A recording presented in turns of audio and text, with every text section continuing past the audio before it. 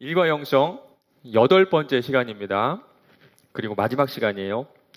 7월 첫 주는 다음 주죠. 맥주감사주일에 관한 말씀 나눌 거고요. 그 다음 주부터 두 달간은 7월, 8월은 우리가 항상 나누는 말씀. 여름 되면 항상 이 말씀으로 여름을 보내죠. 그 주제로 말씀 나누려고 합니다. 매주 주시는 말씀을 기대하면서 또 기도하고 이 자리에 오시기를 바라요. 일이 나를 아프게 할 때라는 책이 있어요. 그 책 밑에 부제가 직장이라는 이름 뒤에 숨은 불안, 스트레스, 상처를 극복하는 방법. 이 말을 바꿔서 말한다면 일을 하면서 우리가 불안하게 되고요, 스트레스를 받게 되고요, 상처를 받게 된다, 그런 말이죠. 제가 누누이 하는 말이지만 일을 하면서 그 일로부터 내가 경제적인 소득을 얻지 않겠다, 괜찮다, 이런 사람은요, 그 일을 즐길 수도 있고요, 재밌게 할 수도 있고요, 그 일로부터 보람도 많이 느낄 수가 있어요. 그러나 지금 그 일이 아니고서는 먹고 살 수가 없는 사람, 정말 먹고 살기 위해 일하는 사람이 그 일을 통해서 재미를 느끼고 만족을 얻기는요, 정말 쉽지 않습니다. 일은요, 힘들고 또 두렵기도 하죠. 이 책의 4장의 제목이 뭐냐면요, 스트레스가 당신을 아프게 한다. 맞아요. 스트레스는요, 우리의 몸과 마음을 많이 상하게 하죠. 신체 질환으로는요, 위염, 당뇨병, 고혈압, 이런 것들이 있고요. 정신질환으로는 불안증, 우울증, 이런 것들이 있습니다. 아마 여러분 가운데서도 일 때문에 이런 질환들을 겪으신 분도 있을 것 같고요. 지금 겪고 있는 분도 계실 것 같습니다.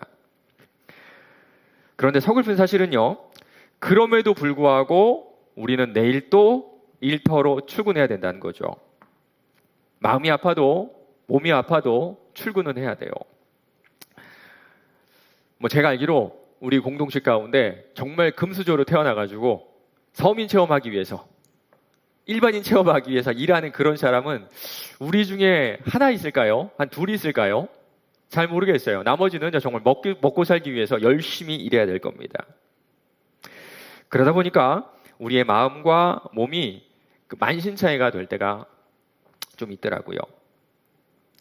예전에 SBS 뉴스에 이런 내용이 나온 적이 있습니다.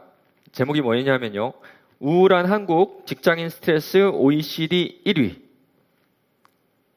지금 내가 하는 일에 만족한다, 보람을 느낀다, 아주 좋아한다, 이렇게 말하는 사람은요, OECD 평균에 크게 미치지 못했고요, 일할 때 스트레스를 느낀다, 이렇게 말하는 사람 무려 87%입니다. 누군가는요, 피할 수 없으면 즐겨라, 이런 말을 하지만 우리의 일터는 즐길 수 있는 범위를 넘어서 있는 것 같아요. 그러다 보면 가장 먼저 생기는 마음이 이직이죠. 맞죠? 직장 옮기고 싶죠? 솔직히 무직으로 사는 거는 우리 모두의 꿈이긴 하지만 그거는 비현실적이고, 사실 저도 무직으로 사는 게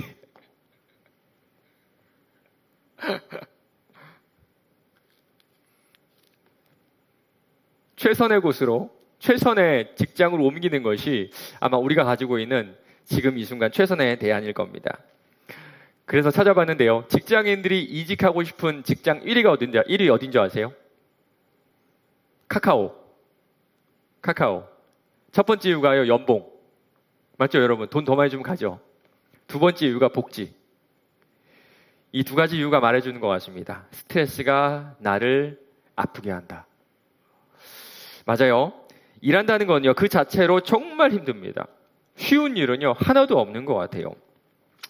그런데 예수 믿는 사람으로서 우리가 좀 다르게 반응해야 되는 스트레스의 종류가 있는 것 같습니다. 참거나 아니면 풀고 넘어가는 게 아니라 결단을 요구하는 그런 상황이 있다는 거예요. 오늘 본문 말씀에 나오는 요셉도 그 직장에서, 자신의 일터에서 좀 특별한 스트레스를 받는데요, 요셉이 그 스트레스를 어떻게 해결했는지를 통해서 여러분 직장 생활에 한 가지 원칙을 세웠으면 좋겠습니다. 오늘 본문 말씀 창세기 39장 7절 10절인데요. 창세기 39장 7절에서 10절인데요. 우리 제가 읽어드리도록 하겠습니다. 그 후에 그의 주인의 아내가 요셉에게 눈짓하다가 동침하기를 청하니 요셉이 거절하며 자기 주인의 아내에게 이르되 내 주인이 집안의 모든 소유를 간섭하지 아니하고 다 내 손에 위탁하였으니 이 집에는 나보다 큰 이가 없으며 주인이 아무것도 내게 금하지 아니하였어도 금한 것은 당신뿐이니 당신은 그의 아내임이라. 그런즉 내가 어찌 이 큰 악을 행하여 하나님께 죄를 지으리이까. 여인이 날마다 요셉에게 청하였으나 요셉이 듣지 아니하여 동침하지 아니할 뿐더러 함께 있지도 아니하니라. 요셉은요, 이집트로 팔려가게 되죠. 거기서 왕의 친위대장, 요즘으로 말한다면 경호실장쯤 될까요? 경호실장이 보디발의 집으로 노예로 가게 되는데요. 일을 너무 잘했습니다. 하는 일마다 성실하게 했고요. 또 하는 일마다 너무너무 잘 되는 거예요.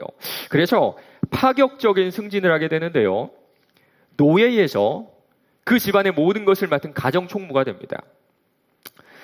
요셉이 그의 주인에게 은혜를 입어 섬기며 그가 요셉을 가정총무로 삼고 자기의 소유를 다 그의 손에 위탁하니, 회사로 말하자면 그냥 인턴으로 입사했는데 얼마 지나지 않아서 임원, 이사나 상무가 돼버린 겁니다.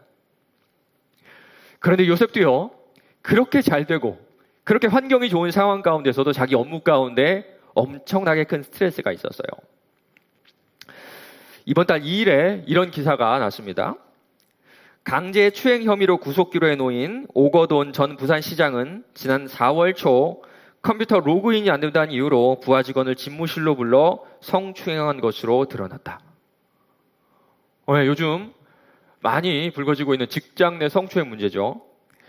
그때 피해자가 이런 말을 했습니다. 전혀 예상치도 못한 사건으로 제 인생이 송두리째 흔들렸다. 맞습니다. 어떤 사람들은요, 이 성추행을 가볍게 생각해요. 농담인데, 장난인데, 그냥 한번 스킨십 했을 뿐인데. 그러나 성추행은요, 피해자에게는 그 인생을 송두리째 흔들 만한 큰 스트레스가 될 수 있습니다. 요셉이 바로 이런 상황 가운데 놓여 있었던 거예요. 요셉은 용모가 빼어나고 아름다웠더라. 그 후에 그의 주인의 아내가 요셉에게 눈짓하다가 동침하기를 청하니. 지금이야 법 앞에 모두가 평등하다 그러지만 그 당시에 요셉은 노예였죠. 가정 총무였지만 노예였습니다. 이 성추행에 관한 법도 없었고요. 있다 하더라도 법적인 보호를 받을 수 있는 그런 신분이 아니었어요. 그리고 우리가 이 장면을 떠올릴 때 좀 오해하고 있는 것이 한 가지가 있는 것 같습니다. 아주 젊고 매력적인 이집트 여성이 요셉을 유혹하고 있다. 요셉에게 동침하자고 지금 살살 꼬시고 있다. 이렇게 생각하고 있는데요. 실제로는 그렇지 않을 가능성이 커요. 보디발은요, 이집트의 고위공무원이었죠. 그렇다면 최소한 50대 이상의 중년이나 노년의 남자가 아니었을까요? 20대, 30대가 경호실장이 될 수는 없잖아요. 그렇다면 그 아내도 나이가 상당히 많지 않았을까요? 물론 젊은 여자였을 가능성도 있지만 최소한 50대 이상, 더 많으면 60대 이상의 할머니라고 보는 게 훨씬 더 합리적인 추측 같습니다. 성추행을 해가지고 자리에서 물러났던 전 부산시장의 나이가 72세입니다. 72세 할아버지가 20대 여성을 성추행한 거죠. 그 상황에서 남성과 여성을 바꾸면 아마 요셉이 겪었던 그 내용이지 않을까 싶어요. 직장에서 권력을 갖고 있는 나이 많은 사람이 자신의 위치를 이용해서 어린 남성을 압박하고 있는 겁니다. 오늘 요셉이 겪고 있는 이 스트레스는요, 성적인 것이었는데요. 사실 이 외에도 여러분이 직장에서 일터에서 겪는 스트레스는요, 그 종류와 강도가 정말 다양할 겁니다. 뉴스를 보니까요, 10명 중에 9명은 번아웃 증후군을 겪는다 그래요. 번아웃 증후군이란 한 가지 일에만 몰두하는 사람에게 주로 나타나는 현대인의 질병 가운데 하나로 극도의 신체적, 정신적 피로감에 쌓여 무기력증과 자기혐오, 직무 거부 등에 빠지는 현상을 의미한다. 이 번아웃 증후군에 빠지는 그 첫 번째 이유를 보니까요, 무려 46%가 과도한 업무량, 과도한 업무량이고요. 두 번째는요, 직장 내 인간관계입니다.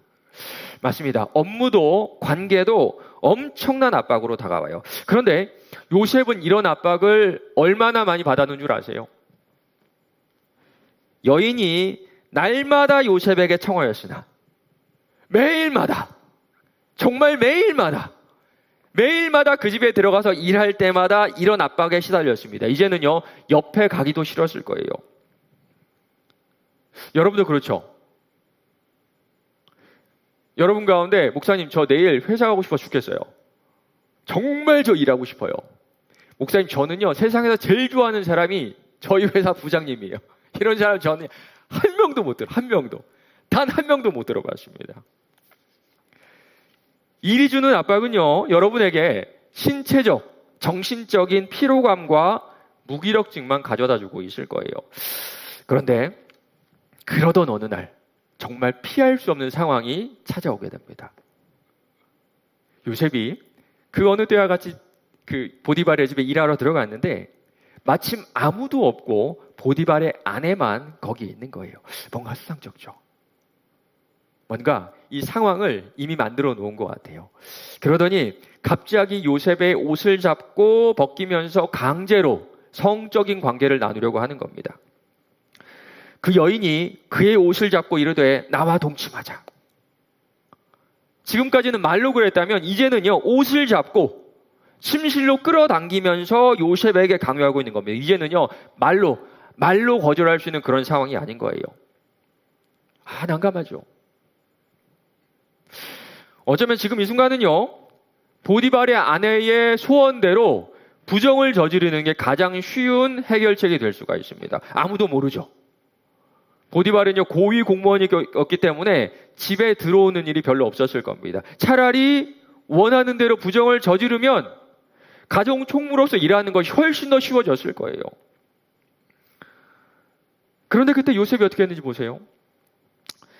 요셉이 자기 옷을 그 여인의 손에 버려두고 밖으로 나가매, 이거를 좀 더 정확하게 원문을 직역하면 도망치듯이 뛰어나갔다, 이렇게 번역할 수가 있습니다. 상상이 되시죠? 누가 제 자켓을 잡고 놓지 않으니까 제가 이것을 벗고 밖으로 도망쳐 버리는 거예요. 그런데 남겨진 보디발의 아내의 마음은 어떨까요? 아마도 이 여자로서의 자존심이 완전히 뭉그러지지 않았을까, 그렇게 생각해 보거든요. 그래서 적반하장식으로 요셉을 모함하고 그 결과 요셉은 감옥에 갇히게 됩니다. 그의 옷을 곁에 두고 자기 주인이 집으로 돌아오기를 기다려 이 말로 그에게 말하여 이르되 당신이 우리에게 데려온 히브리 종이 나를 희롱하려고 내게로 들어왔으므로 내가 소리질러 불렀더니 그가 그의 옷을 내게 버려두고 밖으로 도망하여 나갔나이다. 이에 요셉의 주인이 그를 잡아 옥에 가두니 그 옥은 왕의 죄수를 가두는 곳이었더라.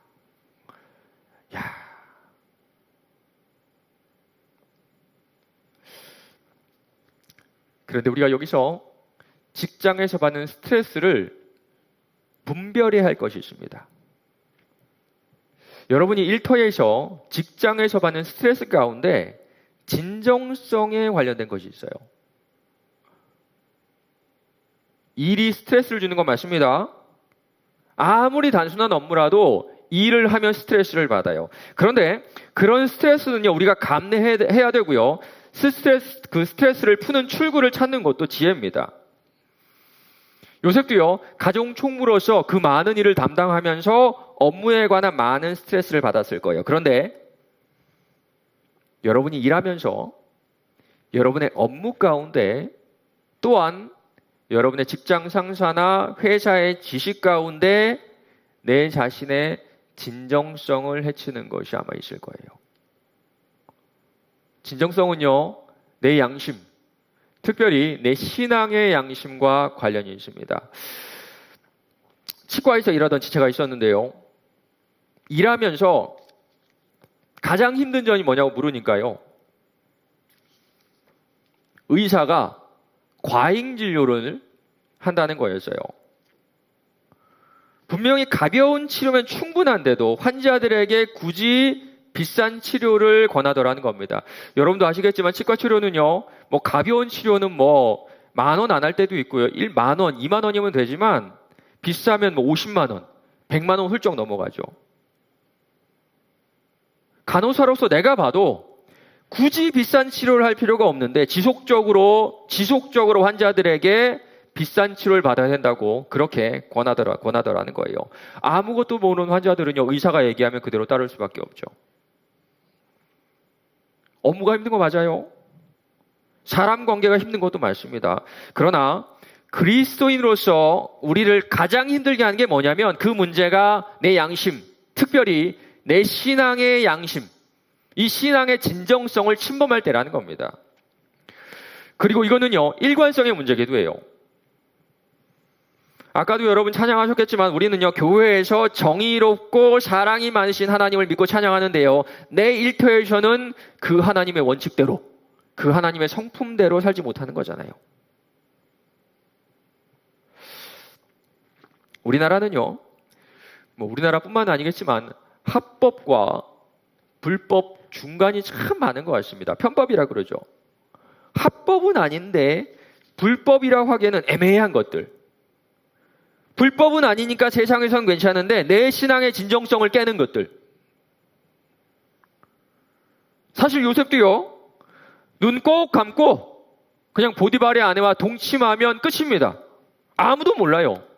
어쩌면 성적인 자신의 욕망을 충족할 수 있는 기회이기도 했고요. 이제는요, 보디발의 아내를 등이 업고 가정 총무로서의 더 막강한 권력을 가졌을 겁니다. 그리고 그 순간에 요셉은요, 내가 이 요구를 거절했을 때 어떤 결과가 올지도 충분히 짐작했을 거예요. 와, 이번에는 그냥 넘어가지 않겠구나. 이번에는 그냥 넘어가지 않겠구나. 옷을 벗으면서까지 거기서 도망치기는 쉽지 않았을 겁니다. 그러나 요셉에게는 그 어떤 결과보다 자신의 진정성을 지키는 것이 훨씬 더 중요했던 거예요. 오늘 말씀을 통해서 여러분에게 좀 위험한 말씀 드리고 싶어요. 이안 코피라는 분이 지은 책에 보면 이런 문구가 있습니다. 요셉은 언제 그만두어야 할지를 알고 있었다. 일이 막 힘들면 그만두고 싶죠. 근데 전 이런 얘기하고 싶어요. 여러분, 체력을 좀 더 기르세요. 집에서 다른 거 하지 마시고요, 체력을 더 기르세요. 건강을 해치지 않는 한 그 이유 때문에 일을 그만두거나 그러지는 마세요. 인간관계가 힘들 때 이것도요, 여러분의 처세술을 좀 더 발전시키고 성장해 나가고 훈련하면 개선할 수 있죠. 물론 일이 힘들고 인간관계가 너무 힘들어가지고 목사님 그만두고 싶어요 그러면 저는요, 항상 똑같은 대답합니다. 그만두세요. 괜찮아요. 그러나 그것 때문에 그만두라는 조언은 저는 절대로 먼저 하지 않습니다. 충분히 개선해 나갈 수 있다는 거, 어딜 가도 일 때문에 힘들고 어딜 가도 인간관계 때문에 힘들다는 거 여러분 다 알고 있습니다. 그러나 일하는 가운데 아니요 이렇게 말할 때가 있어요. 이렇게 말해야 될 때가 있습니다. 정말 어떤 순간에는요, 여러분의 진정성, 믿음을 타협하기보다는 차라리 그만둘 것을 각오하셔야 돼요.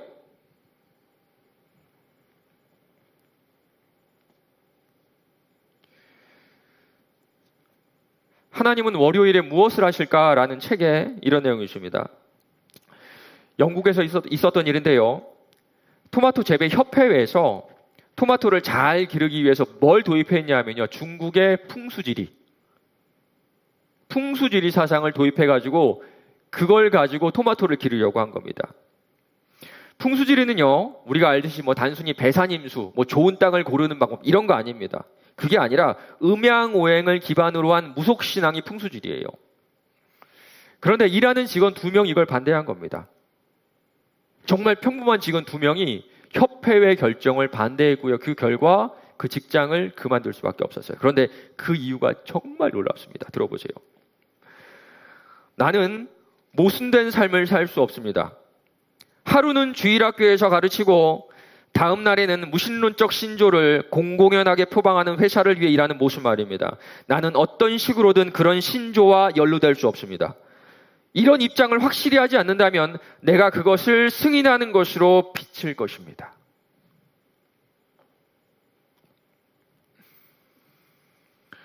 요셉은요, 신앙의 진정성을 지켰습니다. 그런데 그 결과가 어떨까요? 이에 요셉의 주인이 그를 잡아 옥에 가두니 그 옥은 왕의 죄수를 가두는 곳이었더라. 믿음을 지켰더니 잘 됐더라. 말씀대로 살았더니 만사형통하더라. 절대 그럴 일 없어요. 요셉 보세요. 진정성을 지킨 결과가 고작 감옥에 가신 거잖아요. 이 책에 봐도요, 토마토 협회에서 나온 이들이 더 좋은 곳으로 이직했더라, 하나님께 복을 받았더라, 이런 내용이 없어요. 퇴직했더라, 끝입니다. 혹시 여러분 가운데 이런 분 계시나요? 양심의 소리, 이 말씀의 소리를 듣고 직장을 잃을 각오를 하고 그건 아닙니다, 그건 아니에요, 이렇게 말하고 혹시 불이익을 받은 지체들이 있나요? 그래서 쫓겨나거나 재벌로 나온 지체들 아마 있을 겁니다. 그리고 지금 이 문제로 고민하고 있는 지체들이 있을 거예요. 정말 이건 아닌데, 정말 이건 아닌데, 이런 마음으로 월요일마다 출근하는 그런 지체들이 있을 겁니다. 그분들에게, 그리고 앞으로 이런 일을 경험할 여러분들에게 두 가지 말씀을 드리고 싶습니다. 먼저, 신앙의 진정성을 지키면 돌아오는 것이 최악의 결과일 가능성이 더 크다는 겁니다. 회사는 돈 버는 곳이죠. 회사라는 이익 집단에서, 그래, 너는 소신 있는 사람이야, 너 우리 함께 가자, 야, 너 줏대가 있는데, 너 신조가 있는데, 너 괜찮은데, 이럴 리는 없다는 겁니다. 또한 하나님께서 더 좋은 길을 열어주신다는 보장도 없어요. 결과는요, 거의 다 지하 감옥과 같을 겁니다. 비슷할 거예요. 요셉의 지금 상황을 잘 묘사하는 시편이 있습니다. 시편 105편 18절입니다. 그의 발은 착고를 차고 그의 몸은 쇠사슬에 매었으니 진정성을 지킨 결과는 최악입니다. 최악. 거의 그럴 거예요. 분명히 그럴 거예요. 여러분이 신앙의 진정성을 지키면 따라온 결과는 최악의 상황일 겁니다. 저는요, 현실을 말하고 싶어요. 제가 여러분에게 언제 여러분 예수 믿으면 복 받습니다, 잘 됩니다, 이렇게 거짓말한 적 있나요? 여러분의 일터에서 신앙의 진정성을 지키면 돌아오는 것은요, 왕따, 퇴직, 둘 중에 하나일 겁니다. 운이 좋아서 왕따를 안 당한다거나 퇴직을 당하지 않는다고 하더라도 확실한 것은요, 박수 받거나 환영받지는 못할 거예요. 이게 현실입니다. 여러분이 신앙의 진정성을 지켰을 때 더 좋은 결과가 찾아올 것이다, 이런 생각은 하지 말라는 거예요. 비현실적입니다. 두 번째입니다. 그럼에도 불구하고 여러분이 신앙의 진정성을 지켰을 때 주어지는 은혜가 분명히 있다는 것을 기억하세요. 21절입니다. 요셉이 옥에 갇혔으나 여호와께서 요셉과 함께 하시고.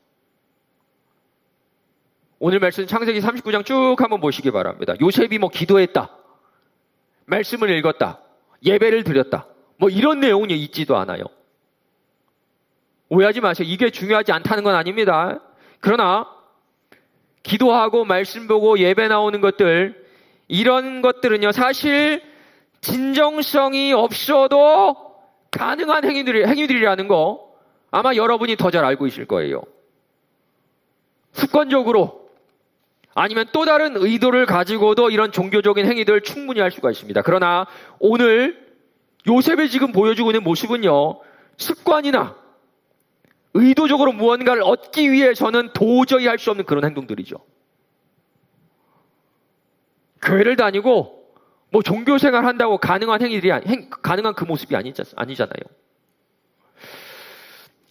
맞습니다. 우리가 직장 생활 가운데 진정성을 지킨다는 거는요, 내 중심에 무엇이 있는지 내가 내 눈으로 똑똑하게 보는 그 순간이에요.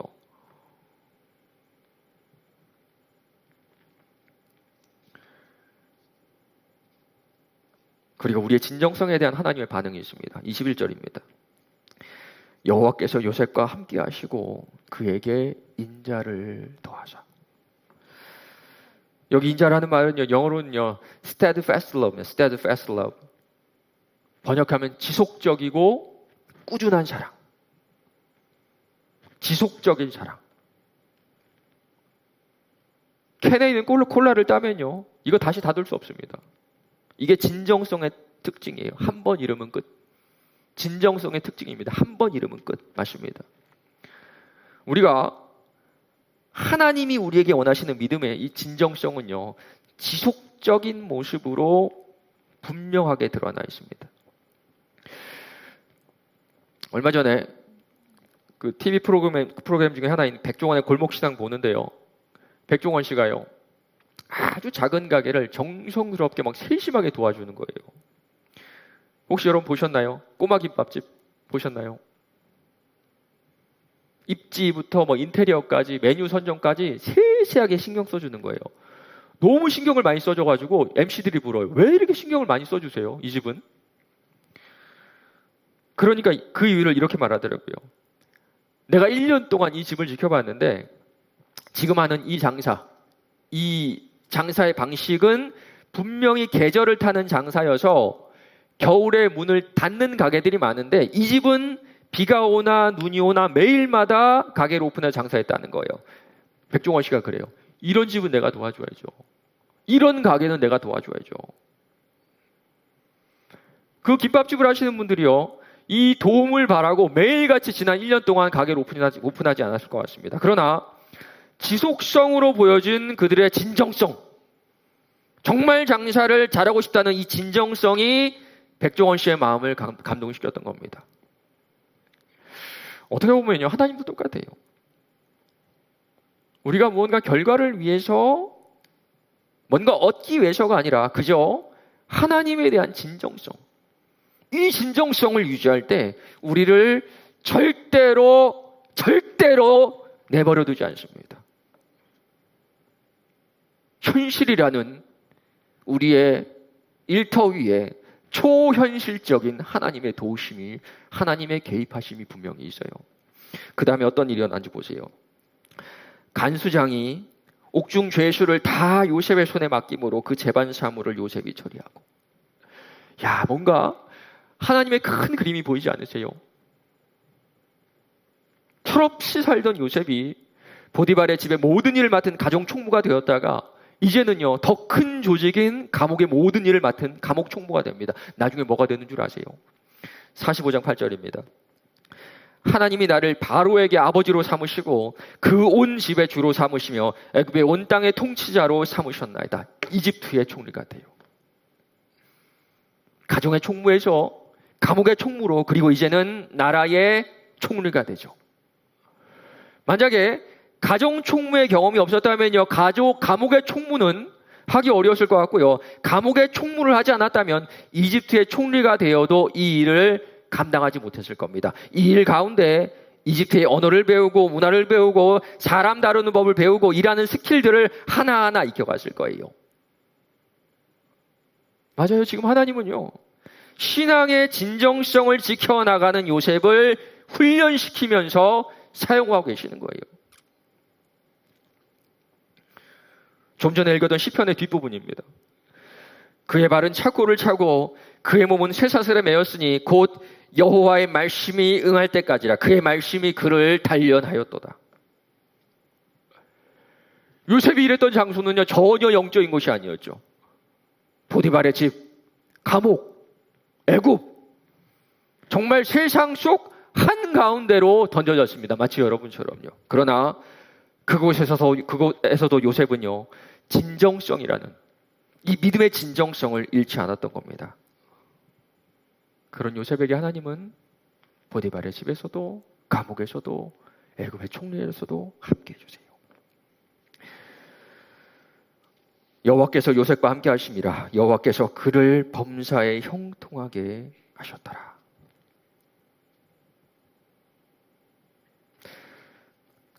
결과적으로 요셉은 잘 됐죠. 성공했습니다.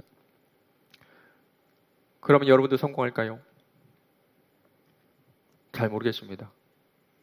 신앙의 진정성을 지키다가 직장에서 쫓겨나면요, 잘 될지 안 될지 잘 모르겠어요. 그럴 수도 있고 그렇지 않을 수도 있습니다. 그러나 확실하게, 정말 제가 확실하게 말할 수 있는 건 하나 있어요.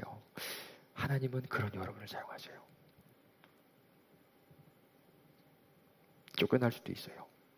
직장을 잃을 수도 있고 미움을 받을 수도 있습니다. 그러나 분명히 하나님께 쓰임받을 거예요.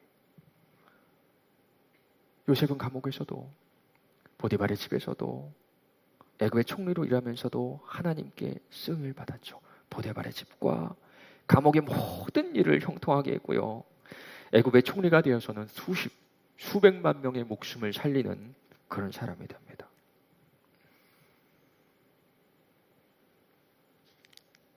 세상 사람들에게는, 그리고 지금 예수를 믿는다고 이 자리에 와서 예배드리는 여러분조차 돈만 버는 곳, 돈만 버는 곳, 돈만 버는 곳, 돈만 버는 곳, 정체성을 세우는 곳, 살아남기 위해서 경쟁하는 곳, 먹고 살기 위해서 죽지 못해서 일하는 곳이 직장이지만, 하나님은 우리가 이곳이 아니라 바로 여러분의 직장에서 진정성을 지키기 원하시고, 진정성을 지키는 그 사람에게 같은 일을 전혀 다르게 할 수 있는 은혜를 허락해 주시는 겁니다. 맞습니다. 같은 일을 해도 어떤 사람은 돈 벌기 위해서, 어떤 사람은 박수 받기 위해서 일하지만, 진정성을 지키는 사람은 그 일 하나하나가 하나님께서 더 큰 일을 위해 준비시키는 훈련의 시간이에요. 하나님이 함께 하시는 사람, 그 어떤 일을 해도 형통한 사람, 그 어떤 일을 해도 쓰임받는 사람, 하나님의 도구로 세상을 유익하게 하는 사람, 여러분이 이 사람이 되어주면 안 됩니까? 여러분이 여러분의 직장에서 이런 사람들이 되어주면 안 됩니까? 여러분의 선배 가운데 그런 사람이 한 명도 없다고 나도 똑같이 그런 사람 되는 게 아니라, 여러분이 그 한 사람이 되어주면 안 됩니까?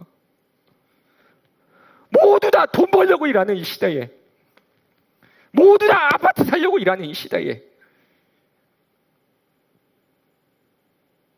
모두 다 연봉을 많이 주고 모두 다 복지가 좋은 회사로 들어가려고 발버둥 치는 이 시대에, 모두가 어떻게 하면 안정된 직장에 들어갈 수 있을지 경쟁하는 이 시대에, 저는 주님께 쓰임받고 싶습니다. 정말 주님께 쓰임받고 싶다는 이 꿈 하나 가지고 목숨을 걸고 직장에서, 여러분의 일터에서 진정성을 지키는 사람이 우리 가운데 한 사람이라도 나와야 되는 거 아니에요?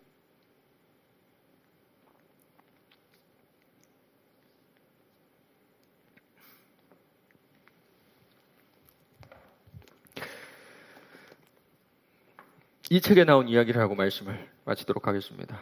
P31이라는 책인데요, 미국에서 성공한 건축 설계회사 사장인 하영록이라는 분이요, 잠언 31장을 기반으로 회사를 운영한 것을 쓴 책이에요.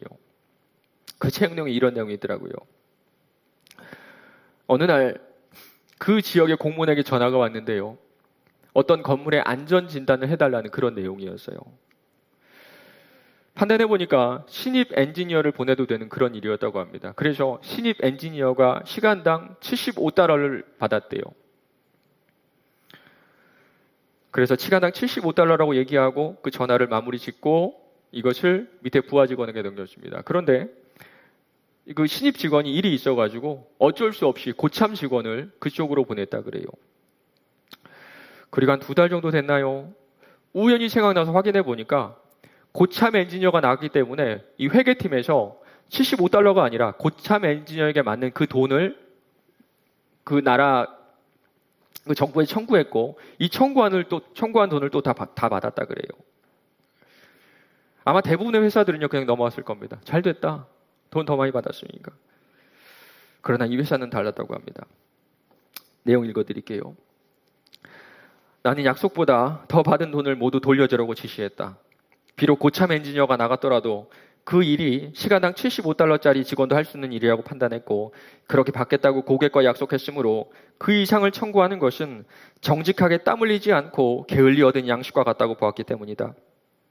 얼마 뒤 그 돈을 돌려받은 공무원이 전화해서 이게 무슨 돈이냐고 물었다. 그리고 나의 설명을 들은 그는 무척이나 놀란 듯 잠시 침묵하더니 앞으로 일거리가 생기면 모두 당신에게 주겠다고 말했다. 당연히 해야 할 일을 했을 뿐인데도 우리는 그 공무원으로부터 다른 회사와는 다른 특별한 회사라는 무한 신뢰를 얻게 되었다. 이렇듯 성도가 말씀을 따를 때 하나님의 일하심을 목도할 수 있다.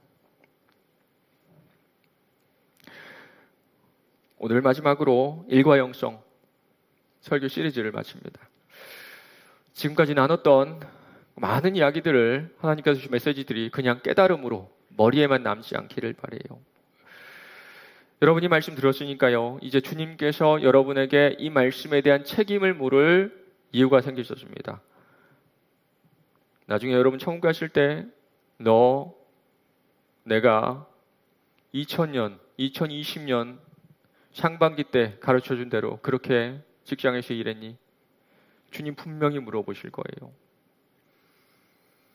반대로 여러분에게는 직장에서 예수님과 동행할 수 있는 방법과 그 이유를 깨닫는 시간이었을 겁니다. 나중에 우리 주님과 얼굴과 얼굴을 마주보면서 만났을 때 우리 말씀이 여러분의 말씀이 되기를 간절히 바랍니다.